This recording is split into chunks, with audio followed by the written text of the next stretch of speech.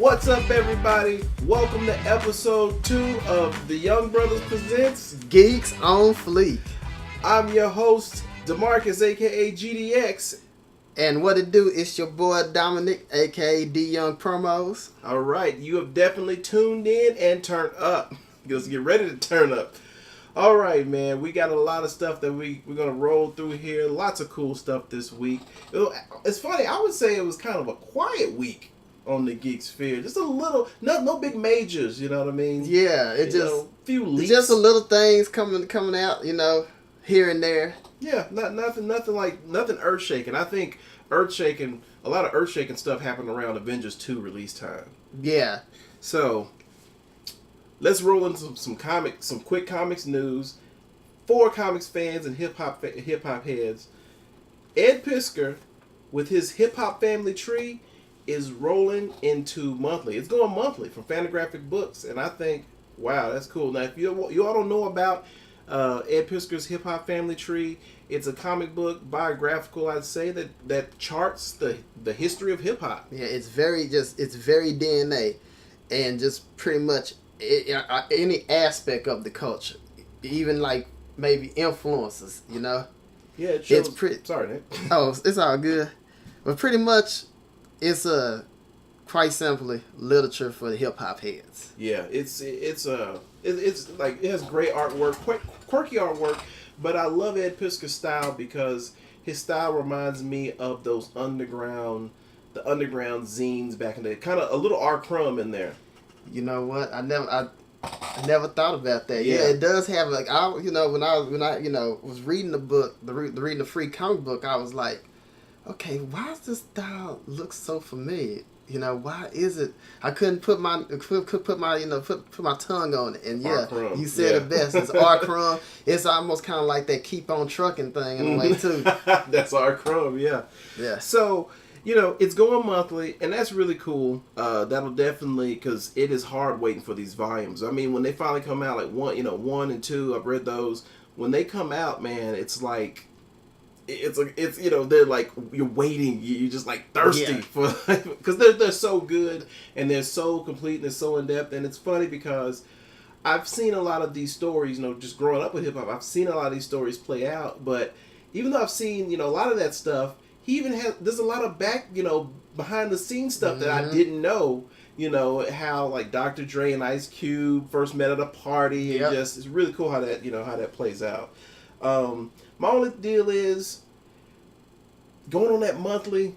I don't know. Well, I don't see too much of a problem because he's still in the early to mid 80s. Yeah. But once he moves further up, I can see a lot of the younger, because his intentions are to go to modern day hip hop. I can see a lot of those current acts trying to influence. Yeah, they trying to make them. They're trying to take away certain elements about that life. You know what I'm saying, or anything that could be quote unquote incriminating evidence to them. Yeah, because what's so funny about it is, like, if you got some kind of weird defect or something, or he's gonna draw it. He's not being mean. He's just kind of representing. He's trying. You're just representing. The personalities that he's writing about and drawing about. Mm-hmm. And if you have like a speech impediment, he writes the dialogue. He writes it. Yeah, writes it so perfectly. So yeah, mad props to Ed Piskor. Glad to see Hip Hop Family Tree getting its just due. Also, well, it looks like Fantagraphics. It's good to see Fantagraphics is seriously doubling down, on Hip Hop Family Tree, because let's face it, hip hop, even though it's mainstream, still not a lot of respect. Still it's not a lot of respect. I think especially now in the modern day age, people just think hip hop is just being, just thugs and trapping and booty clapping and twerking and all that stuff. And that's an aspect of it. That's just an aspect of it. But I mean, honestly, this is something that this current generation needs. You know what I'm saying? Hey, it's probably a good way for it's a good way for us to get back to our roots. Yeah, and there's a very deep story in hip hop. It's more than just some guys and ladies just start talking over a beat. No, it's very, very, very great history. So it's good to see Fantagraphics doubling down on it. Speaking of doubling down, Disney, Marvel, Netflix, Daredevil. the words got out that they've got a lot of plans for merchandise coming out, and that's always a good thing. Yeah, that's definitely a good thing. I wonder if they're gonna maybe have a Daredevil costume out there. You know what I'm saying? Oh, if they have a Daredevil costume, everybody's gonna be in that damn costume. Yeah. As long as they don't try to imitate any of the fight scenes, but knowing the costumes, they're probably gonna have, they're probably gonna have both of them. They're gonna have his earlier. They're gonna probably have his, his all black look, and then they're gonna probably, you go to his fully costume look. Well, it's funny because they shouldn't have the black one. Oh yeah, because you just wear that. Easily do the you can just grab whatever. Get some black pants, together. Under Armour shirt. You can pretty much you can get your Macklemore on and go to the thrift shop for that stuff. Wrap your fist up. But it's really cool seeing that Disney and Marvel are doubling down on Daredevil like that, and it goes to show you that Daredevil was the most hardcore thing from the MCU thus far. So knowing that Marvel has Blade. Knowing that they have the Punisher, yes, then it can be done. Yeah, it can be done. Through Ghost Rider, maybe even Cloak and Dagger. Yeah, it'd be real awesome to see them in the MCU now. So all the Marvel Knights are on the table. Yes, and that's definitely a good damn thing because I got tired of people going. Well, I got tired of people saying, well, it can't happen because you can't do it R-rated. You don't have to do it R-rated. Yeah, you don't have Daredevil was a great example of that. It was hardcore and not R-rated, and it had a lot of cringe-worthy scenes. Yes. Oh, my God. Especially the scene with Kingpin beating the hell up, beating that Russian dude up, and just smashing his head with the door. Decapping him. It was like, woo! That was just some... Yeah, that was some stuff that would just make you go ahead and say, "Oh my God!" Okay. Yeah. Oh my God! And it's cool. Oh, I'm sorry. Go for it. Oh, go. You go ahead, man. Go ahead. And it's cool to see, just kind of underlining that. It's just kind of cool to see that despite that more hardcore, harder edge, content, Disney and Marvel are going forward. Yeah, they're like really confident in this. And it's definitely a really, it's a great look for Disney because Disney try to stray away from stuff like this. Most of the time it's like they're like, okay, it can be edgy like Pirates, but it can't be like as what I'm saying. Back in the day, it couldn't be as edgy as Daredevil, and I'm just happy to see that they're confident about it. But now my big thing would be, I hope that while they're more confident in the merchandise, they're confident in crossing over the Netflix stuff and the television stuff so we can have a more cohesive in Marvel Cinematic Universe. Yeah, because that's where it's really going to count at. I mean, will we see Coulson in Daredevil? You know what I'm saying? Yeah. Will we see the Defenders maybe on the episode of Agents of S.H.I.E.L.D.? Yeah. I mean, hopefully so. I mean, hey, Jessica Jones, all those street characters are, but I could see Coulson, dropping in Jessica Jones' office or whatever. So yeah, that's a really cool thing to see that, seeing Daredevil get his just due, knowing that they're cool with a harder edge. Not more comics news, comic movie news.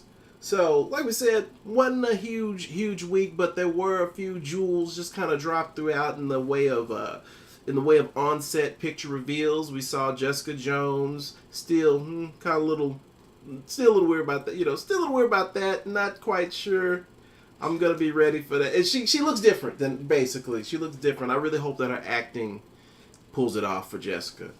And I really hope David Tennant is like, he gets his purple man look, like he looks purple. David Tennant needs to be purple. He's gotta be purple. It might look foolish, but that's the visual of that character. He needs to have the purple. And it adds a, once you read about how despicable this character is, that purple, him being purple just adds this whole different like undertone to him. Yeah, it's just a definite a creep factor. A creep factor. I think, sadly enough, though, I think what might end up happening is they might go from his victim's perspective, like he tricks people into thinking that he's that he looks normal. We see him as normal.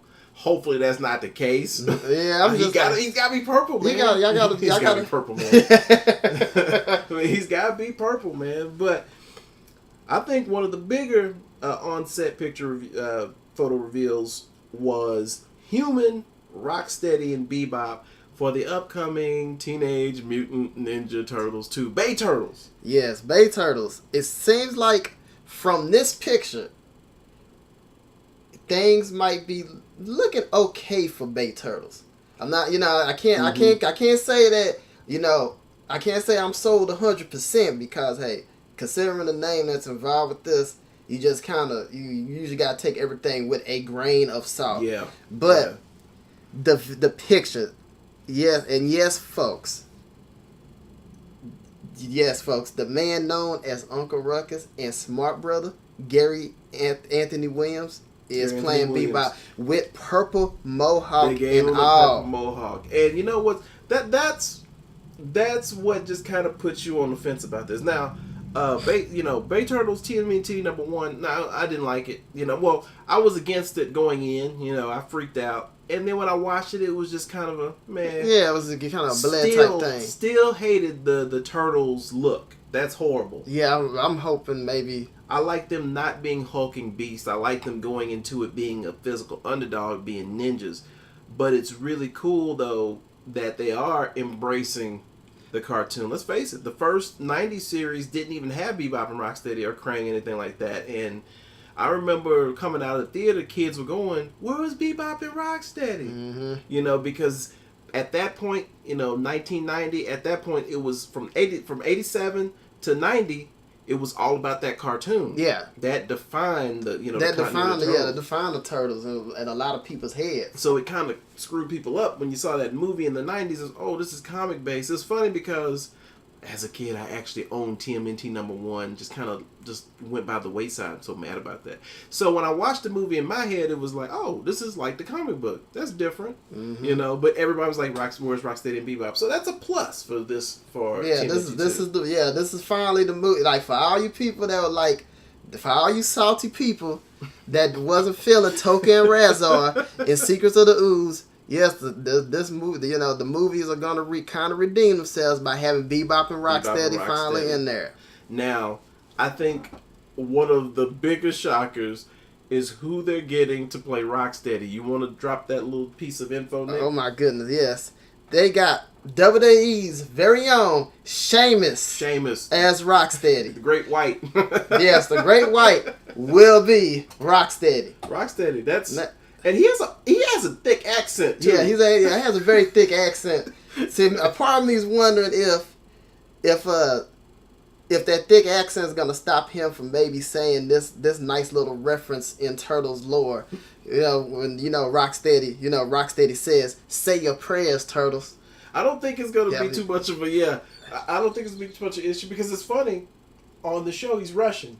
Yeah, on the show, show he's Russian. So your prayers, Turtles. But yeah, I would love to. I mean, honestly, I would love to see Sheamus say that. I would love to see Sheamus Rocksteady say that. Like he has to say your prayer, Turtles. Yeah, that's just, and it's kind of funny. You mentioned that line. That is just so crazy how that line ascended from a video game. Yeah, and then just made its way through. Yeah, like because you saw it. Yeah, you saw it in the video game, and then you saw it in Turtles Forever. Yeah, and you was and it was. And I think you pointed out it was almost done the same way, like the game. And it was like, what? Did you really drop that line? Yeah, I was like, oh snap. So yeah, Sheamus is Rocksteady. They looked really cool. They look really cool on set. It's just one photo, but they look really cool on set from the looks of it. And I'm thinking because Anthony Williams. Gary Anthony Williams always messes his name up. But I'm thinking because he is the veteran actor. Most likely, they're gonna put more focus on him. Bebop is probably going to be the leader of the two. He's probably going to have the. He's probably going to have the best lines too. Yeah, he is. He's got to. I mean, considering that this, Gary Anthony Williams, his work on Boondocks and then even Undercover Brother, and even his work on his work on the infamous Soul Plane. Oh, yeah. God. I mean, he's good. He's good with he's really. I forgot. Yes. About fucking Soul Plane. Yes. Wow. He's Soul Plane. But I think he's definitely gonna bring a lot of that. A lot of his that comedic. A lot of that comedic stuff in there. But and then see him doing voice acting. I'm kind of curious if he's gonna try to make himself sound like the the 80s cartoon Bebop, with or the will snorts. Oh my god, the snorts. Yeah. Because I can't lie, I probably could do it at that. Because I'm kind of liking off of the 2012 show. You like it? DL Smooth. DL Smooth, Truckee from Pootie Tang. I love that. I love the fact that he hates the name Bebop. Yeah, like that. My name ain't Bebop, fool. that was my shit right there. I need to catch up on that show too. Yeah, well, same here, man. Usually I just catch I usually catch maybe usually the episode that everybody talk about, like if it features a certain character from Turtles lore, I watch it. But yeah, I need to really sit down and actually like watch it, because I know that that cartoon is just killing it. They're killing it they're killing it. I mean, they're just killing it. It's like all across the board. Yeah, it's nothing but 187 with that show. But it's funny. It's funny, we got Sheamus in this.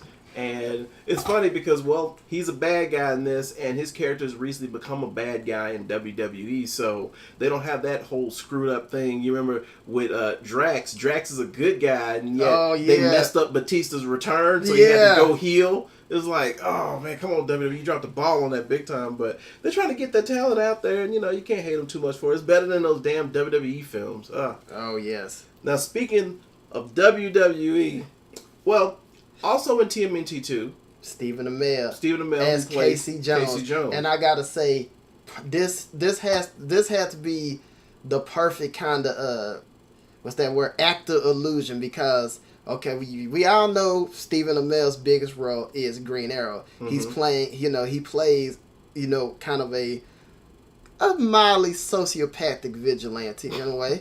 So him being Casey Jones is kind of cool in that sense.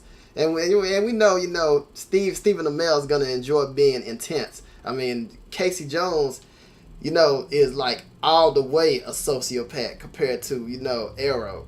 He's going to be intense. Lady's going to love the shit out of him. Lady's going to be like, lady's going to be, ladies, y'all going to be thirsty for him. Yeah, like the movie theater is going to probably have to, have an endless supply of Powerade, because the thirst will be critical for Stephen Amell.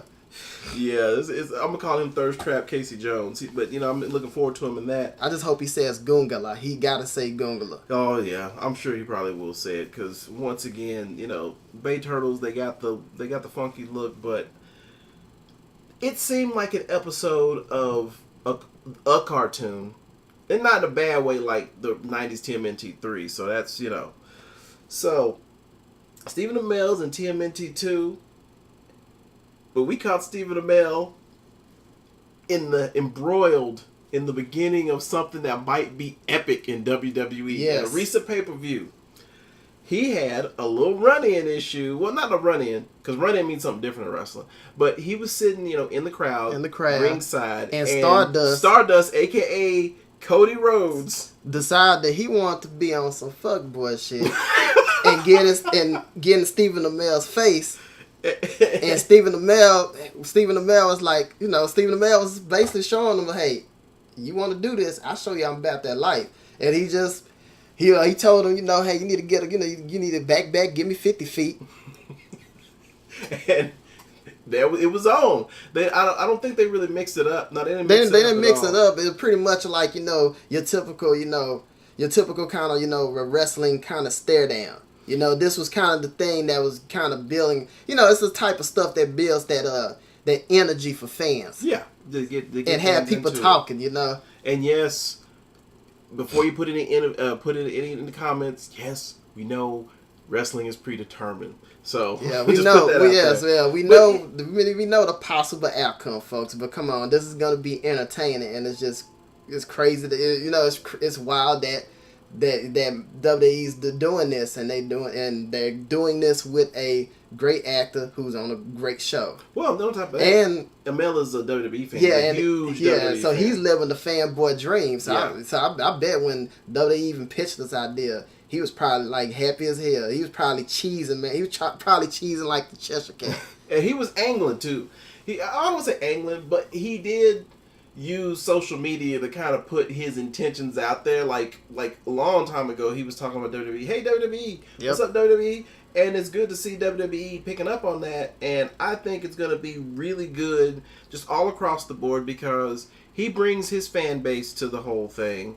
It's always cool that if you recognize in professional wrestling, we also do professional wrestling on this podcast. Yes. If you recognize in professional wrestling, almost all of the major movements have been set off by a celebrity event. You had Rock and Wrestling, Hulk Hogan and Mr. T.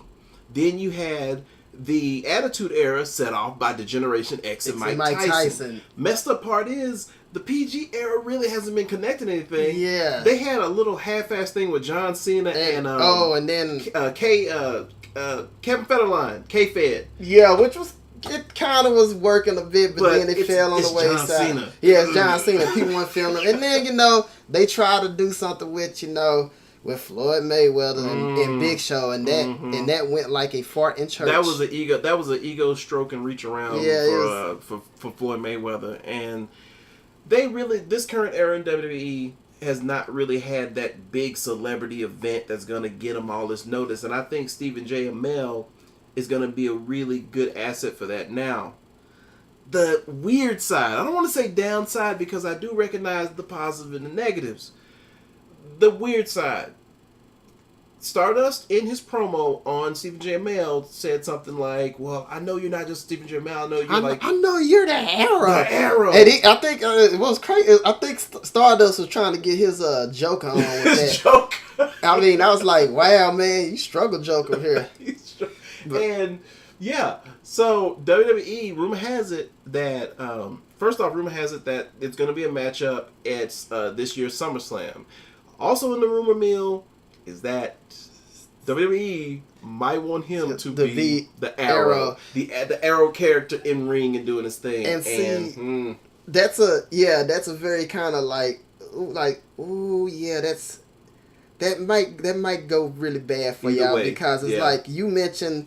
That you mentioned and even showed me when WCW had RoboCop come in, but then I think we both remember when within the continuity of this TV show, USA's G versus E, when they had Mankind introduce the G actors, versus E characters, and they were in character, and they was in character, and what the hell, and the crowd was quiet, So honestly, we're hoping that. Maybe y'all don't have him as Arrow, but he just, he comes out to the theme, he comes out to the theme music, accompanied by a cast member. Accompanied by a cast member. Get Diggle in there to help him out. Yeah, you look at that, yes, well, heck, I was like, maybe, have a possible run-in from, John Diggle, a.k.a. David Ramsey, or heck, Flash, Grant Gustin, or even Arsenal Colton Haynes. Oh yeah. Now for your valet, if you're gonna have somebody come out, with Stephen Amell for your valet, it's gotta be the smoking Emily Bett Rickards. Yeah. She has to. It'd be perfect to have her come out, and the crowd, dudes will be just fiending for her. Yes, Felicity all the way. I'm sorry, Caitlyn. It's funny. Recently on the Flash, I see why Caitlyn has her admirers, but Felicity is just like, man. I'm just gonna keep it that because I don't want to get myself in trouble. We don't want to get ourselves in trouble and stuff. But Felicity, that'd be dope. But it's a weird thing for me because DYoungPromos said, it could be a good thing, but I reminded him of that RoboCop thing. I think the only thing that might save it is in that era when we had RoboCop coming out with to help Sting against the Four Horsemen. Even when we had Shaft, you remember Samuel Jackson? Oh my God! To help him find a Crash Holly or something. Yeah, I forgot about that. Yeah, Samuel Jackson, who everybody knows is Samuel Jackson, was Shaft on the show. I think the thing is back then. They had kayfabe. Yes, and for you all not to know, kayfabe is the code of professional wrestling that everything that happens on screen, you kind of represent it as real. That's keeping it in kayfabe. And when you do something to kind of shatter the illusion of wrestling, that's breaking kayfabe. And that was a very serious code way back in the day in the business. And a lot of old schoolers still really want that, you know. It's so much to the effect of good guys could only travel with good guys with bad guys, and be seen with each other in public. They were that serious about that. Mm-hmm. And over the years, thanks to ECW and stuff like that, kayfabe, that whole code kind of got shattered. Thanks to the internet, because we saw the backstage story. We saw the backstage story. I mean, and now WWE, and the times are more cynical. Yeah, people are a bit more cynical. And WWE, you know, I'm sure it was a really rough process, because they said a lot of old school guys just did not like it. But WWE now, they acknowledge people as characters. Yep. And so knowing that, and I think WWE. It's one of those weird things. I don't want to. It's kind of stronger for, but at the same time, you can't go back to kayfabe era because it's like, I mean, because we know, you know, everybody knows that Stephen Amell is an actor. Mm-hmm. Green Arrow is, you know, Arrow is a character, but for WWE to probably try to go that route, to try to go back to that old school kayfabe, that's gonna be a really big Hail Mary for them, because they better hope that audience is filled with full of Arrowverse fans. Yeah. Because I mean that's Marks that are willing to go for it. Marks is willing to go for it, and man, I hope before he even steps in the ring with Stardust, I hope he says, "You have failed this city." Or this universe, universe. But yeah, I think it's going to be a good thing. Not too much of a bad idea. Now, speaking of bad ideas, Paramount. Companies that brought you such classic and timeless hits as Transformers 1, Transformers 2, Transformers 3, Transformers 4, Electric Boogaloo, and so forth. So basically, Paramount put it out there that, okay, first it was put out there that Paramount wants to do the Marvel movie thing. They trying to, pretty much, Paramount they want to try, you know, they pretty much want to swagger jack Marvel with the whole shared universe thing, and they think they could try to do it with Transformers. I'm like, no, y'all, you can't do it with Transformers. If y'all, maybe if you want to do it with the rest of your Hasbro properties, it might kind of work. But no, y'all trying to do this with just simply Transformers, and you're trying to do a Bumblebee spinoff as the first of these things. Well, the first one I think is going to be, I don't know if you, the first one, it should be a Transformers only movie. Transformers only movie set probably on Cybertron. Oh, no God. Human characters. Are you saying they're gonna try to do War for Cybertron? I don't know if that storyline. Oh no, if they do that, because War of Cybertron is well respected. Yeah, I mean the video game, everything. You know, I think even the novels are well respected. Mm-hmm. For a real talk, Michael Bay, if y'all gonna be messing with that for your, as your Cybertron only prequel, please follow that source material, because people will rage. I'm not sure it's a prequel. I'm not sure it was a prequel. But it might be a Cybertron. Okay, it might be a separate type of story. Okay, as much as people complain about the humans in the Transformers movies, I was one of them. I used to enjoy that G1 series. And the G1 series, it's totally okay to have just Spike and Sparkplug and an occasional girlfriend for Spike, and it worked. And you had Raoul, and they would just kind of throw a human character in here and there. And I got accustomed to that. So when they announced, the movies, and I saw, in the first one, Michaela and Sam and his parents, and I was like, what the hell? But the funny thing about a movie is you kind of need, especially with the Transformers, you need that human element. The human element, because almost everybody in that movie is almost like the audience surrogate. Yeah. What was not Dark of the Moon? Which one was the darkest one? Dark of the Moon. And you needed to see humans get fucked up to see how dangerous the Decepticons were. It was nightmare fuel. Pure nightmare fuel, folks. You got to see why having Transformers fighting each other is a scary deal. Yeah. Yeah, and not mindless Godzilla monsters. No, and stuff. you just got the. Yeah. You talking about really sentient life forms. You talking about maybe what could be a Type 3 civilization. Yes, I just Fermi paradoxed it here, folks. But yeah, you got to see just the fear of that, the fear of just having these big machines going at it, and so for that human thing, I think it's definitely needed in the movies. And another thing is, they didn't do much investing in characters in this Transformers series, like except Optimus Prime, Bumblebee. Anybody else is pretty much fodder. Yep. Ratchet just pretty much hangs around. Yeah.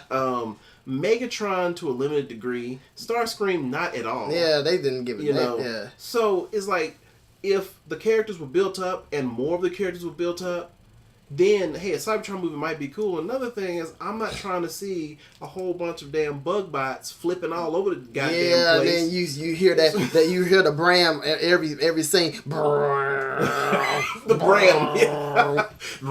Clank. Yeah, I don't want to see that. Yeah, we're not trying to see all this.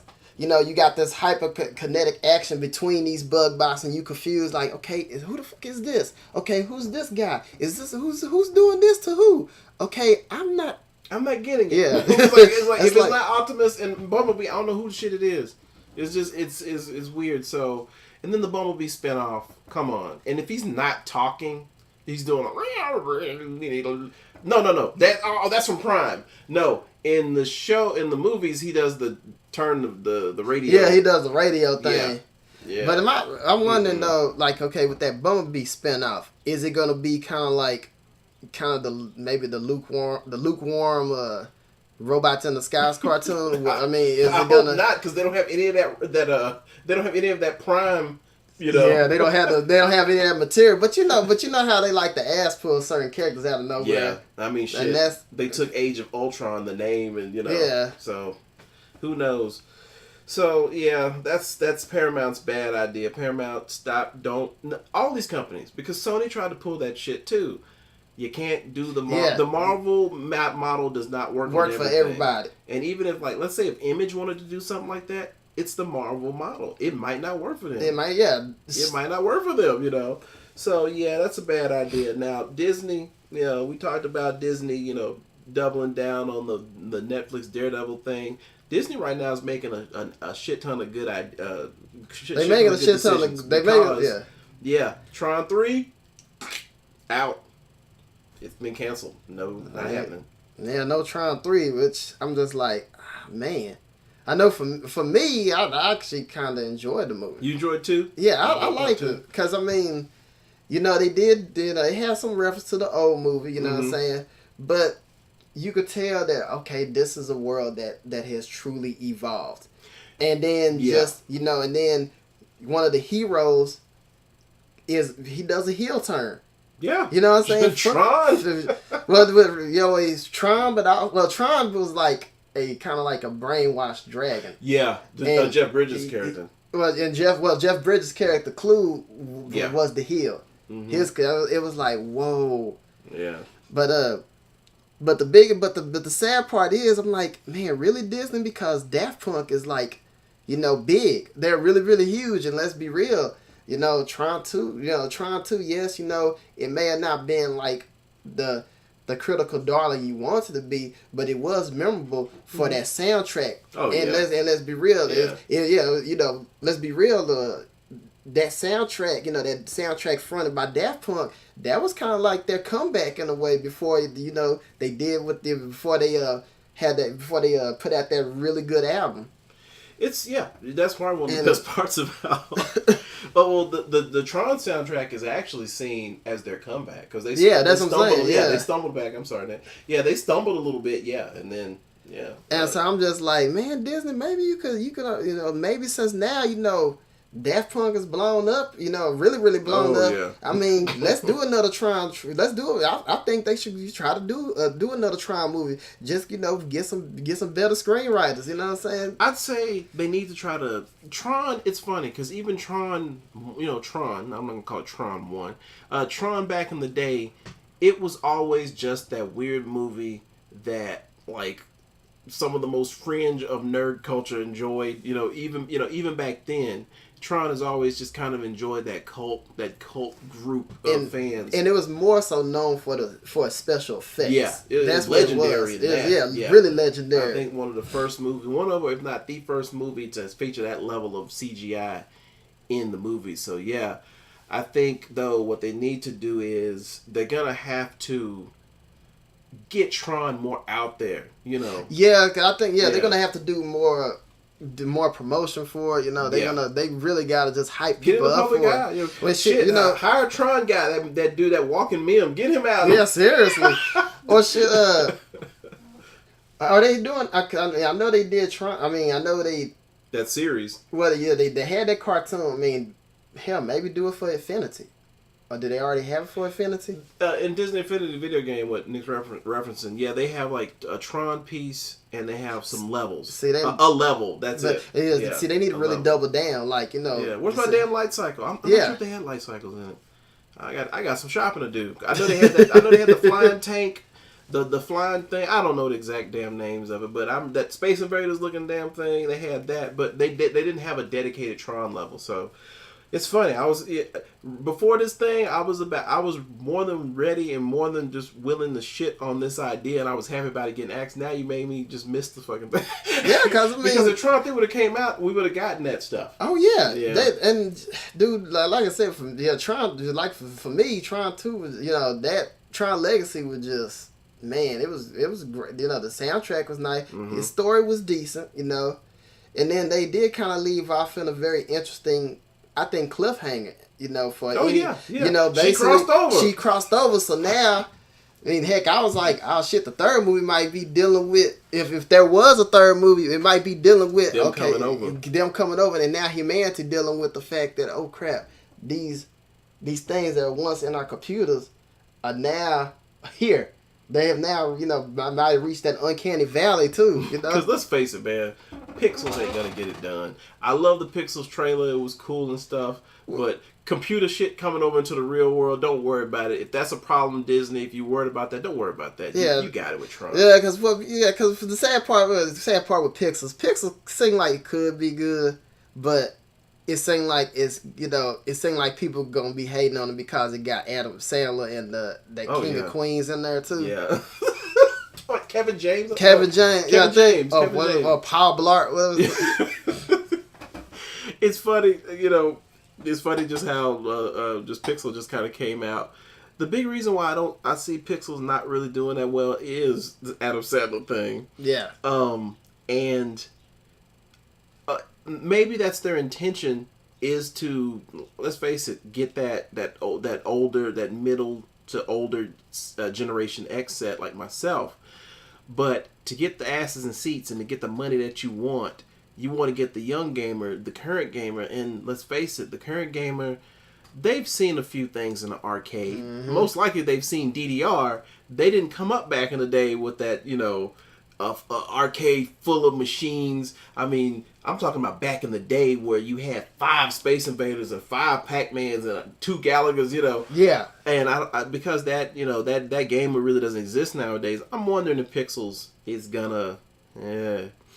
Now Pixels, evil arcade machines, 80s shit. Throwback. Now, my brother Dominik, DYoungPromos, he does not demand a whole bunch, but I actually feared for my life because he was so intent on our next 2 subjects. Yes. It was the title of this video, because I know y'all are like, y'all probably saw the YouTube thumbnail that we're going to make for this, and you see the title and you're like, where is it? Y'all been talking about all this crazy shit. Here we go. We just saw it a few days ago. Free on YouTube. Yes, free on YouTube. And free on the El Rey Network if you have it. Yes.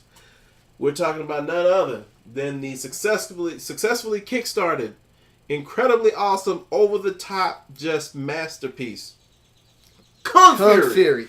Woo! I'm going to go ahead and say, I got one word about that movie. One word, and this word always works for anything that gets you turned up. Already. Now, but don't worry, true survivors. That's not all I gotta say about this crazy, awesome short film. Yeah, it was. Very few things I see live up to its hype. Yeah, to the hype. Because I mean, you like GDX over here, he was kind of trying to lampshade, like, yo, man, you might not need to get too. We get too hype. Yeah, because I mean, I was like folks, I was literally like turned up about this thing ever since the trailer, ever since the crowning music of awesome that is David Hasselhoff's True Survivor video. Yes, y'all got. If you haven't seen that, watch that. Watch that before you watch Kung Fury, okay? Because that is some. This is pure. It is it is the greatest. One of the greatest songs ever. I'm gonna go ahead and say it. Yeah. I'm gonna go ahead and say it. That song needs to be. It needs. I think that song could be the #1 single in the country. It's already. It's got 10 million views. But going back to just now, I want to say spoilers. Yeah, because we're gonna probably talk about some stuff that you know. Yeah, we're gonna talk about It's unapologetically over the top. You see a lot of love for the 80s. It took it took the Scott Pilgrim thing and just took it to the nth degree. Like pretty much what Shaolin Soccer and as the GDX mentioned, Scott Pilgrim, what they showed, yes. Yeah. Kung Fury is the zenith of all that. It is the penultimate over the top film.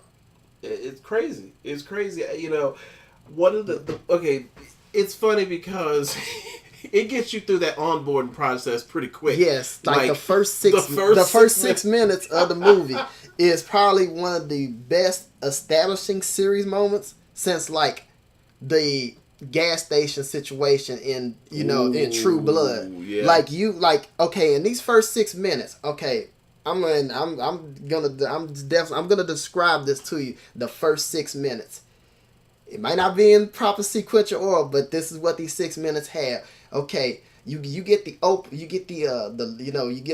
company logo, Laser Unicorn. So it's which is very 80s, which is very VHS, 80s. Yeah. And then all of a sudden, you get to see the backdrop of 1985 Miami, and to show you that this Miami is a whole different monster. This Miami is covered with neon lights, and there's chaos happening in various parts of the city. All right, like we had like skaters carrying guns. Let me read it right here. We had some street gangsters who catapulted a police cruiser dozen feet through the air. Yeah, they stuck the skateboard under it. Yeah, and just washed it off. And then you had another scene where you had this like muscle bound like stocky dude. He was jamming to a song, and then he got murked right there for his boom box. Yeah, shot him up. Yeah, and then we go to an arcade. We go to a arcade center. Somebody's playing Laser Unicorns. Somebody playing Laser Unicorns, and they lose, and they they getting mad at this. They getting mad at the arcade machine. They like, fuck you, and the machine is saying fuck you back. They kicked the machine. Yeah, they kicked the machine. And they said fuck you. And the machine on the screen goes fuck you. And then it transformed, and it slaughtered them. It slaughtered those gamers, and it started wreaking havoc in the city. All right. Then we had you got a cop. You had a cop calling about. You had a cop like, oh my God, Kung Fury, we need help. Fast forward to Kung Fury in this dope as FedEx bachelor pad. Well, it's not really bachelor pad because he had a nice little lovely lady friend. It was like this Chinese like on top of his like top of his skyscraper, old Chinese style. And he gets the call, and he destroys the phone in his hand. That's how he ends the conversation. That's how he ends he breaks it. Breaks it in his hand, and his bae was like, "What are you gonna do?" "I'm gonna do my job." And he's running out. He's running out of his crib. Jump out of his crib. Building. He shoots the car door open, and he goes into it. That's how he opens up his Lamborghini. And then he's driving really fast in the city. Driving really fast in the city. Straight shot to the monster. Straight shot to the killer arcade machine, and he gets into this epic anime-esque battle with this thing. And what's even crazy is it starts tracking like an old 80s videotape. Yeah, and that was really innovative. Let me just interject real quick. Yeah, it's really cool. You can tell the love that they have of not just various movies, but they have love for the media. What I mean by the media is what it was most viewed on, because the influences for this short film were, and there is this huge kind of like retro electro kind of, in music. You got the synth wave, you got all types of different, synth wave. Drive. Yeah, you got Outrun. Yep. You got that movement. And then you've got, a neo-noir, a neo-80s noir for and stuff like Drive, like I said. And that's where, and where did all these influences come from as far as film-wise? You saw a lot of these on the VHS, the videotape. Yep. And the tracking thing, for a lot of people that don't know what tracking is, it's going to be hard to explain. But sometimes the signal will get a little screwed up and you have to adjust it. And so to straighten it out, you'd have to push a little button, or at early VHSs, you have to do a dial. Yeah, you have to turn like a little knob. So, the tracking.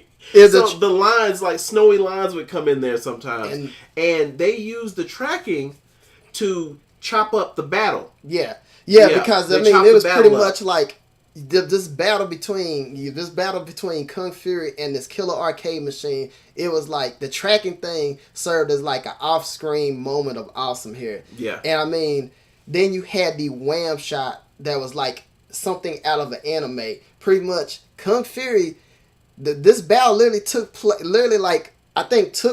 up in the stratosphere, like up in space. Yeah, it went. And then he gets hit on the satellite, and he ricochets himself on the satellite, and he's doing like one of those anime.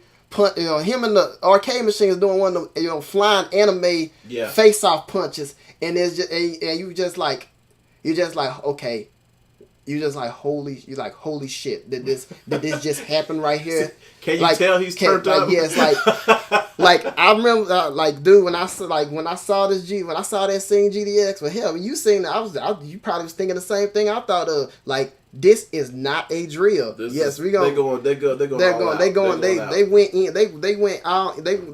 going in like Lil Wayne. Okay, that's what they were doing.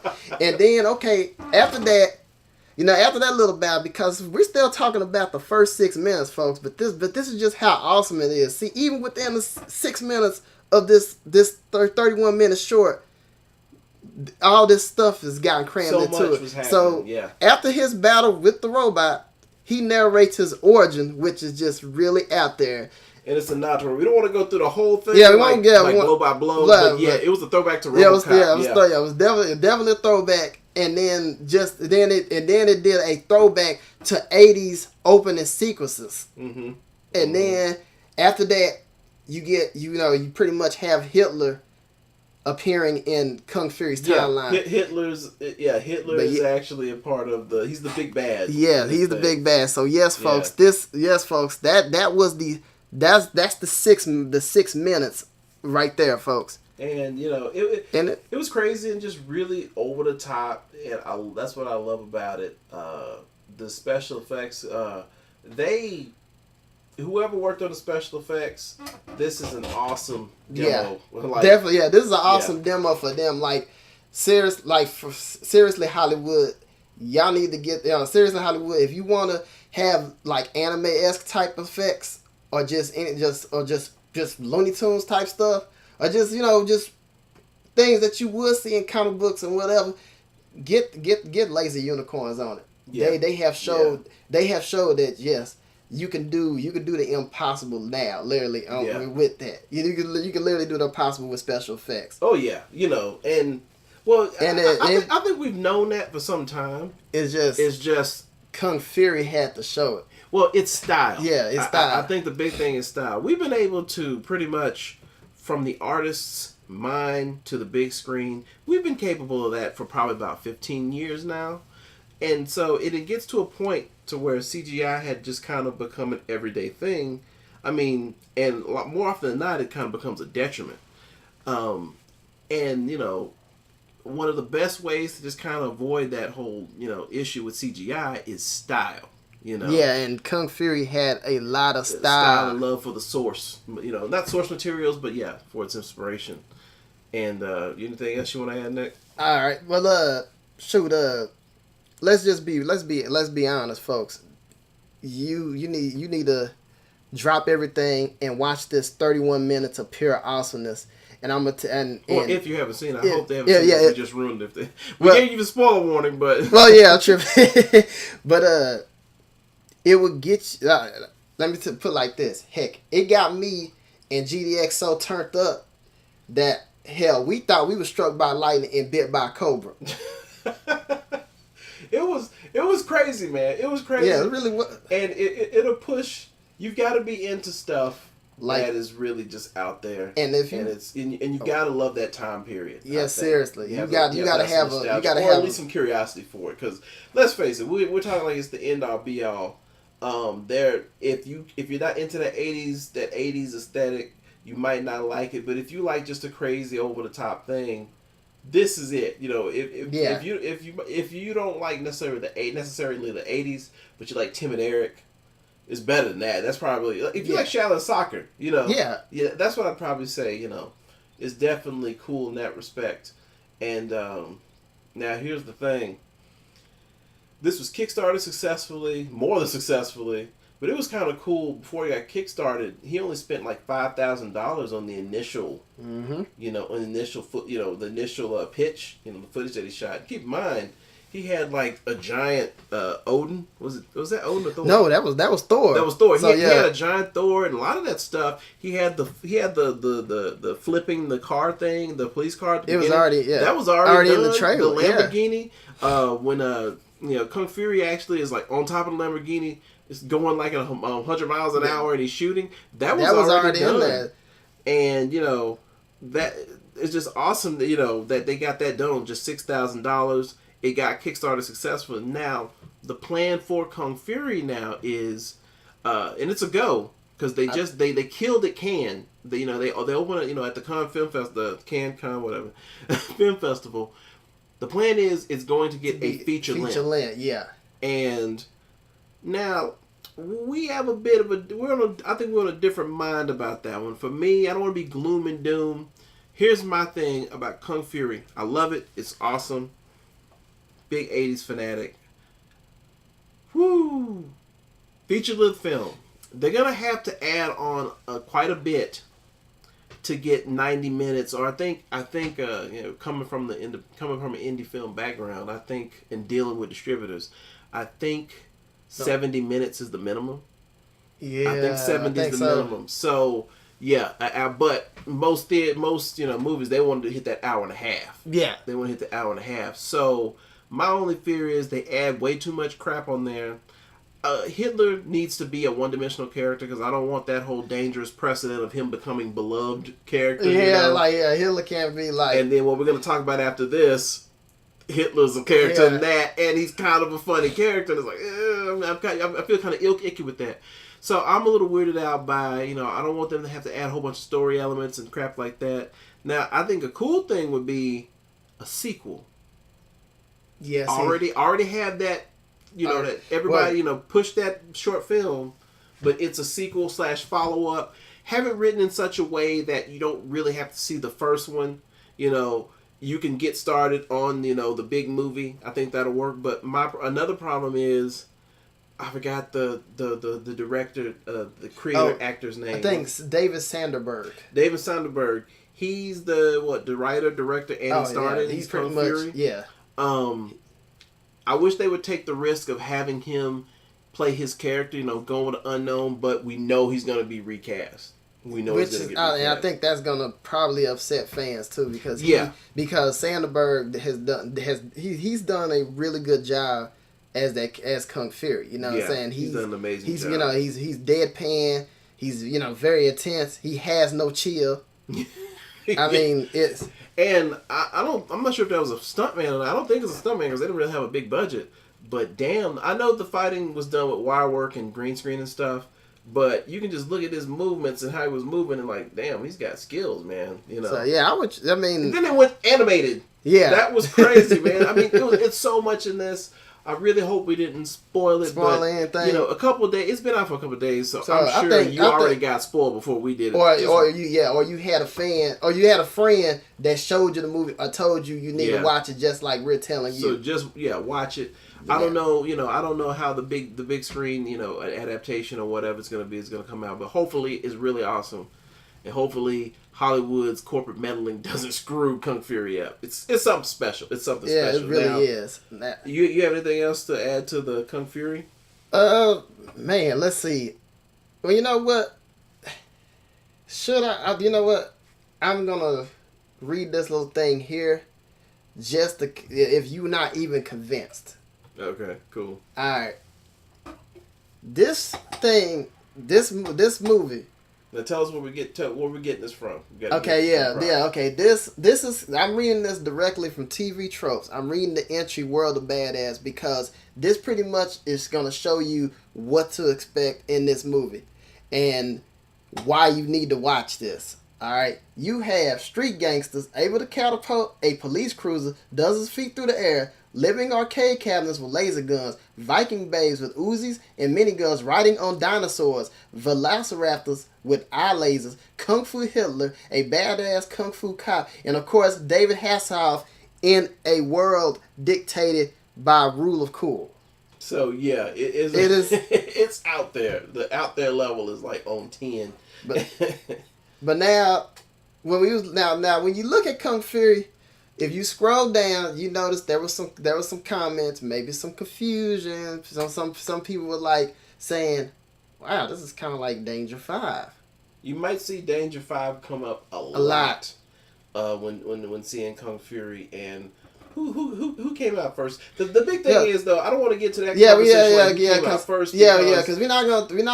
Because we're not trying to throw shade to Danger 5 because it is a great show. Yeah, I don't think because I think they just a strange coincidence. They dipped into a lot of similar. Yeah, it was like pretty much the case of great minds think alike. Yeah, and they had a lot of the same, especially in season 2 of Danger 5. They just went with a lot of the same influences. So I don't think either one's ripping the other one off, you know.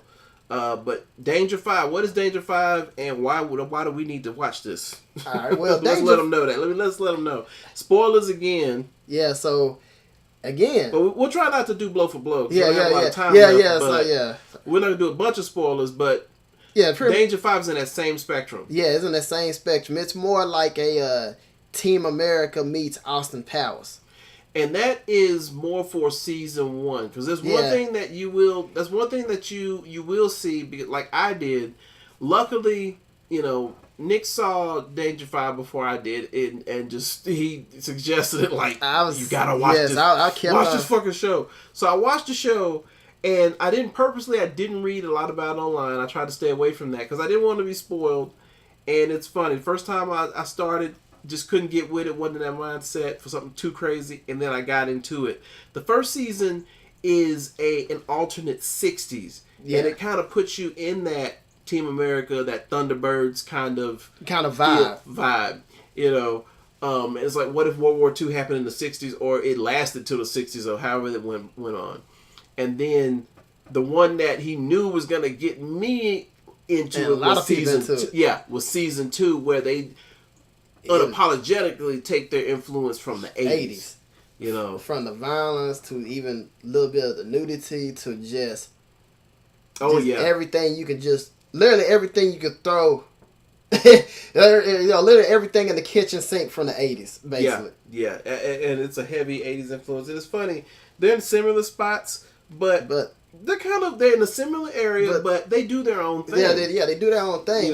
So Kung Fury, Danger 5, there's no rip off. Yeah, no, there's no rip off. We just advise this to you folks. Just spend one night watching both those things. Now, if you're a mega fan that can binge watch it and hey, go for it. But me personally, I would say just kind of watch an episode here and there. Don't binge watch that show because it's funny. I probably got about 2 episodes left in season 2, but I can tell you already, it's great. It's just I hit a weird episode and it just kind of went over my weird threshold. So I'm just like, okay, I'm gonna chill on Danger 5 because I watched like 2 or 3 episodes. Yeah, I remember you mentioning it to me. I was binge watching. So yeah, with Danger 5, nice little meter doses, just be cool with that. And yeah, it's an awesome show. Right now, I think, is it still on Netflix now? Oh yeah, okay, yeah, it's still on Netflix. So now. Definitely catch it, folks. Yeah, it's still on Netflix now. DVD, Blu-ray. It hasn't been released yet on DVD. Yeah, Blu-ray. not yet. Not yet. Okay, but I bet when it does, a lot of the rental stores gonna be happy for it. And let's go and spoil this. There's no season 3. Oh, no season 3. I don't think there's gonna be a season 3. Yeah, because they, what I'm saying, they had the 60s, they had the 80s. It's like, what else can you do? Yeah, and I don't want to see a weird time machine. I mean, it's possible with that show. Yeah, they go back to the 70s. The 90s, I don't want to see grunge. I don't want to see the American character become a grunge rocker. Oh, yeah. Not ready for the 90s. And then, I really like Famous Pierre from the second season. Yeah. I want to see him replaced. I'm sure Pierre fans from the first one didn't want to see him replaced. Somebody said that they addressed that to some degree, so I got to see myself. You still got to. Yeah, I haven't seen that one yet, So yeah, Danger 5 is definitely a must-watch if you like that retro, that crazy. If you love Pulp Fiction, not the movie, Pulp Fiction as in the actual literary thing, 60 television and Japanese tokusatsu. Yeah, definitely an influence there. But, sure, you have anything, GDX, about Danger 5? No. Well, let me give y'all this little interesting tidbit. For anybody that's already a fan of Danger 5, you can catch Tucker, Sean James Murphy, on BuzzFeed in the episode Australians Try Australian American Food. Yes, our boy Tucker is trying some Outback, and it is priceless. That's another thing didn't mention is it's an Australian produced show. And I think that's kind of cool to see how they perceive America. And because I appreciate that stuff. It's always been fascinating to me to see how different cultures perceive us. And I like and it's another reason why I like watching Japanese, dramas. I like watching Korean dramas. I like watching, with Danger 5 here from Australia. I like watching stuff from the BBC, not just Doctor Who. I love it for the cultural aspect and their spin on certain things. And then, once again, I like seeing other cultures, how they perceive America. Sometimes it's a bit biting. Yeah. But it's really cool. And, this is an Australian-produced show, and Ilsa can get it. And that's what I'm ending on. Yeah, Ilsa. Yeah. Claire, typical blonde. No, I don't want to say typical blonde. But Ilsa and Claire, though, they both. Ilsa is the Russian bad girl, and I think it's hilarious that she does all her dialogue in Russian. Just one of the weird things of Danger 5. That show, yeah. So we're rounding out our hour. We're actually coming in under the time from last week. Let's wrap this up. So, like I said, there was a lot of stuff this week. It was a lot of little stuff, but hey, it was a lot. It was a lot to talk about this little stuff. Yeah, yeah. Because I was worried. I was like, "Are we gonna finish in 40 minutes?" But definitely not the case. Episode 2, like we did say, we're gonna start doing this on Mondays. The first episode, we said that we weren't gonna be stuck to a schedule. We had to figure it out, but we figured it out. Best thing for us to do is Mondays, because we definitely want you to have something to turn up on for Monday. Monday sucks. Now we're going to give you a little something that you can enjoy on that crappy day of the week. Yeah, because Mondays are always just craptacular. And we know, in the Geek sphere there's going to be lots of crazy stuff coming out. So we're going to be here to cover it. Doing our thing. As you might have seen on Instagram, our new catchphrase, Mondays, tune in. Get turn up. I'm DeMarcus, aka Geeks. I'm Dominik, aka DYoungPromos. Collectively known as the Young Brothers, and this was Geeks on Fleek. We out. Deuces.